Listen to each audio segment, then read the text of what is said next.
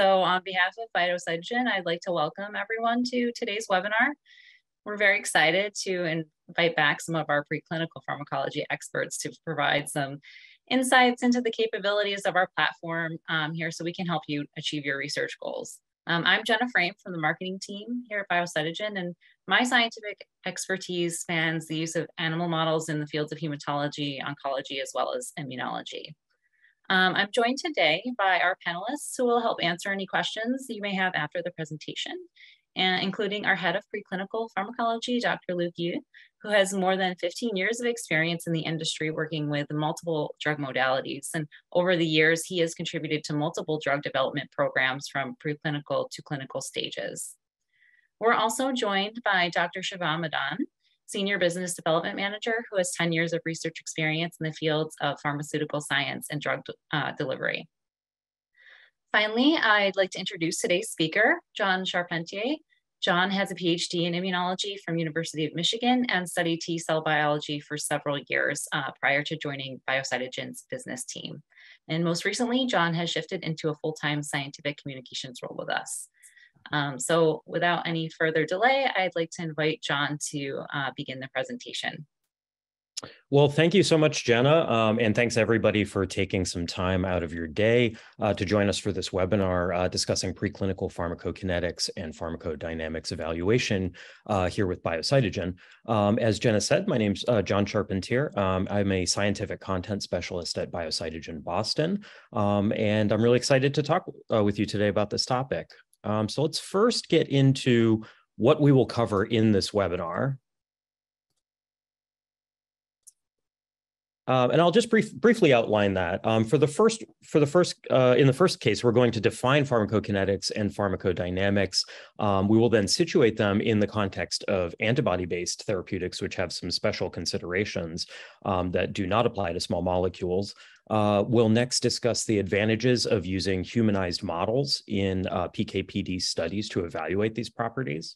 We'll then discuss Biocytogen's various technology platforms for PK/PD evaluation, and these will be illustrated by a few case studies. And then lastly, we will invite our panelists to join the discussion, and we'll take any questions that you have. So with this roadmap in mind, let's get started. So we'll begin at the beginning. PK, pharmacokinetics, refers to the absorption, distribution, metabolism, and excretion or elimination of drugs in the body. And colloquially, you'll hear this often described as what the body does to the drug, or often just summarized using that acronym ADME. And what this really is it's providing quantitative information about the time-dependent consequences of systemic exposure to your drug.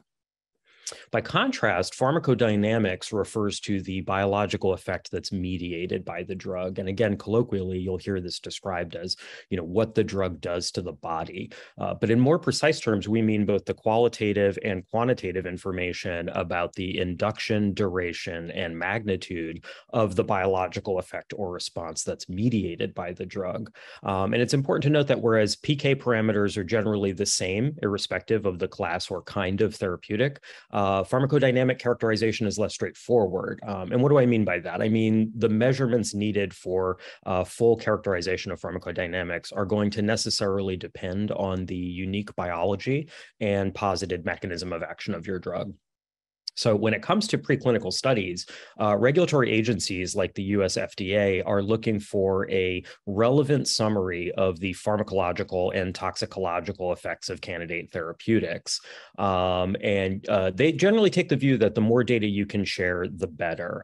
There is quite a lot of specific guidance about these properties that you can look up online. There's also references in federal regulations that describe what regulatory agencies are looking for at this stage when you're preparing to move a drug from basic and preclinical studies into first-in-human trials. So again, keeping that picture in mind, the more data you can share, the better. So here at Biocytogen, we have a number of platforms for the determination of PK parameters, which again, you'll recall from the beginning, primarily involves the concentration analysis in plasma or some other fluid compartment. There are many ways to do this, but among the more practical and accepted methods are labeled immuno assays, like ELISA, which uses a microplate spectrophotometer, such as the one on the left.